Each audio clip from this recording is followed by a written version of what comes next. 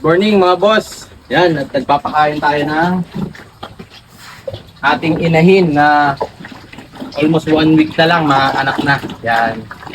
Pinakakain nga po pala natin guys ay ang Bimig Dami Gatas.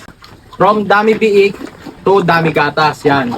Kasi nga po, almost 1 week na lang ang anak na ang ating mama pig. Alam nyo mga boss kung bakit tayo gagamit ng Bimig ng Dami Gatas at Dami Biik? Yan. Kasi may dahilan. Kasi mga boss, kung mapapansin nyo sa pangalan nitong Bimig, yan, dito, Dami Biik at Dami Gatas. Yan po guys yung wala dito sa ating inahin na to. To make the story short, mga boss, itong inahin na to ay hindi maganda ang record sa akin. Konti manganak at konti rin magbigay ng gatas. Ginawa ko na dito mga boss ang lahat.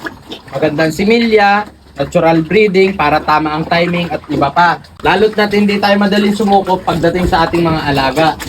Yan, binigyan pa po natin siya ng chance. Kaya naghanap-hanap tayo ng iba pang paraan para maiayos ko lang tong inahin na ito. At dito ko na po nakita si Bimig. Yan. Tulad nga ng nakasulat dito sa feeds ng Bimig. Yan, Dami Biik at Dami Gatas. Nakabaliktaran itong inahin ko na to. Ito po, ang record nito sa akin ay nakaka third priority na siya.